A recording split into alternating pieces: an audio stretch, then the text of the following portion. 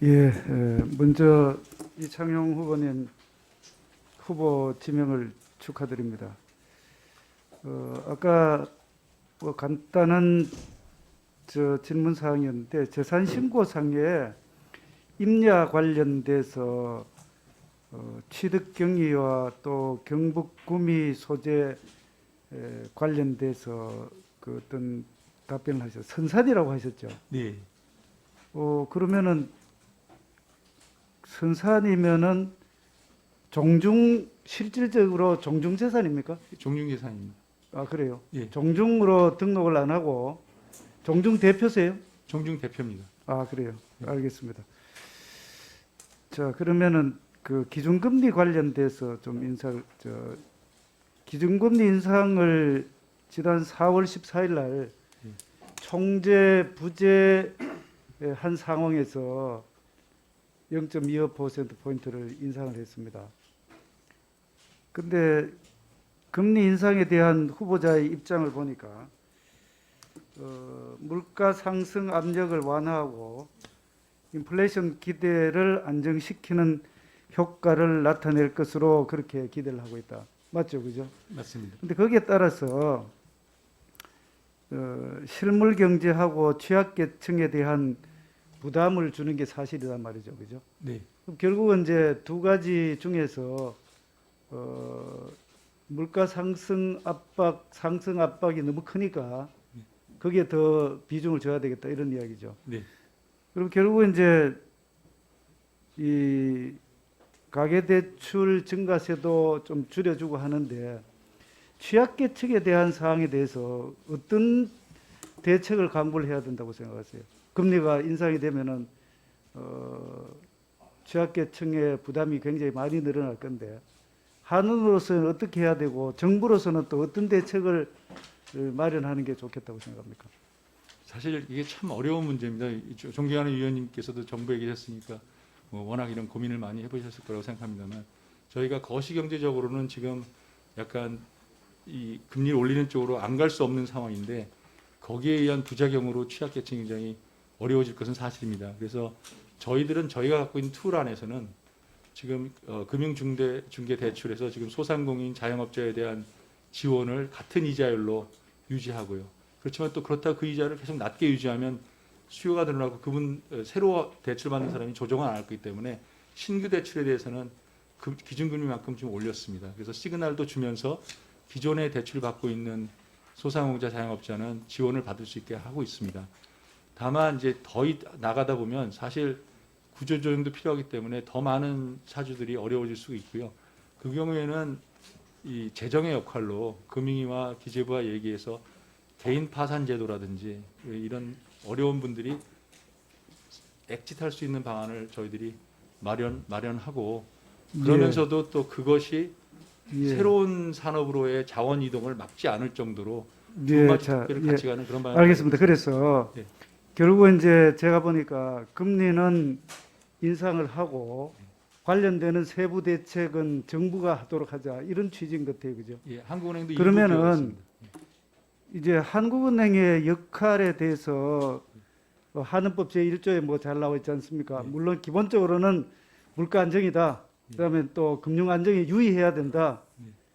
그렇게 하면서도 좀 전에 그 말씀하셨듯이 정부의 요구사항이 많다 이거죠. 그러면 결국은 기재부, 정부와 긴밀하게 소통을 해야 되는데 좀 전에 또 그런 이야기를 했습니다만 열석 발언에 대해서 비효율적이다 이런 말씀을 하셨어요. 그러면은 한은 총재가 참석하는 지금 회의가 몇 가지 있는지 알고 계시나요? 뭐 하여튼 여러 가지가 있습니다. 그런데 그렇게 이야기를 하실 것 같으면은 정부의 그 협조를 하고 또 정부와 긴밀하게 협조해서 국민경제 발전에 이바지하도록 하는 게 한은의 기본 목적인데 비효율적이다는 것에 대해서는 저는 아주 의아하게 생각해요. 오히려 많은 분들이 많은 횟수에 열석 참석해서 좋은 의견을 개진해 주십시오 하는 게 이게 맞는 이야기 아니겠어요? 아주 독립성이나 중립성을 굉장히 편협되게 해석을 하고 정부의 정책에 대해서 난 모르겠다 이야기하지 마세요. 이런 취지로 오해할 가능성이 있다는 예, 겁니다. 오해. 오히려 정부와 더욱더 긴밀하게 접근해서 이런 문제로 풀어보겠다는 발언이 더 올바른 발언이다 이렇게 어떻게 생각하세요? 존경하는 위원님 말씀 들어보니까 오해의 소지가 좀 있는 것 같습니다. 제가 발언 어떻게 하는 게 좋을지 다시 한번 생각해 보겠습니다. 다만 제가 하고 싶은 말씀은 정부와의 소통은 훨씬 더 느리도록 하겠습니다. 저는 우리 지금 다른 여러분이 말씀하신 것처럼 저는 일주일에 한 번이라든지 한 달에 몇 번이라도 그 금융이나 기재부 장관과 만나서 경제 현안을 논의하고 예. 비공식적이나 또는 정례적인 어떤 일이사가 있을지 모르겠습니다만 적극적으로 충분하게 의견을 개진할 수 있는 이런 결석발언 조항이 있어도 불구하고 법적 근거가 있는 조항에 대해서 비효율적이라 하는 것은 아니 그렇게 비효율적으로 할 수 있겠어요. 오후에 대한 예. 유성글 의원입니다. 후보자님, 한은의 제일 큰 역할 뭐죠? 물가 안정이겠죠, 당연히. 예, 물가 안정을 통한 국민 경제 그래서 건전한 물가 발전. 안정과 또 금융 안정에 유의해야 된다 이렇게 돼 있어요, 그죠? 근데 본 의원이 지금 한은의 기본 역할에 대해서 고용 안정을 좀 추가하려고 법을 한은법 개정안을 내놨습니다. 여기에 고용 안정을 추가했을 때에 어떤 문제가 있을까요? 저는 이제 이런 일종의 정책 문제인데요. 제가 생각하기에는 고용 안정이라는 것이 지금 국민 경제의 건전한 발전으로 포함되느냐 아니냐의 문제가 있고요. 두 번째는 고용 안정을 갖고 있는 많은 다른 나라의 경우에도 이게 경기 변동에 따라서 있는 고용을 안정적으로 유지한다는 것으로 저는 해석하고 있습니다. 그래서 이게 고용 어떤 목표를 씌우고 취업자를 늘리거나 이런 장기적인 것이 아니라 경기 사이클에 따른 고용 안정이라고 하면 저희 지금 목적하고도 부합하는 게 있기 때문에 문제가 없다고 보고 있습니다. 예, 알겠습니다. 그래서 지금 이제 왜 제가 이런 말씀을 또 드리고 또 법안을 내느냐면은 한은의 역할이 지금까지 보면은 물가 안정이 굉장히 중요하지만 굉장히 제한적이다, 한정적이다 이런 생각을 하기 때문에 그렇습니다. 지금 결국은 이제 물가 안정을 통해서 국민 경제의 건전한 발전에 이바지하는 목적으로 한다 이렇게 되어 있지만 사실 굉장히 소극적이라는 그런 평가들이 많습니다. 근데 또 한 가지는 한은의 독립성에 대해서 어떻게 생각하세요? 한은의 독립성이 뭐죠? 한의 독립성은 정치적 또는 국가 정부로부터의 영향으로부터 독립돼서 저희들이 저희 목표를 달성할 수 있는 결정을 할 수 있는 권한이라고 생각합니다. 예, 그런데 그것도 굉장히 한은 내에서 또는 한은만을 위한 독립성 이거에 대해서 좀 뭐 고집을 한다 할까 아니면 그렇게만 해석하는 좁게 해석하는 그래서 제가 왜 이런 말씀을 드리냐면 지금 한은법에도 보면은 4조의 정부의 정책과의 조화 등 해서 정부 정책에 조화를 이루어야 되는 겁니다.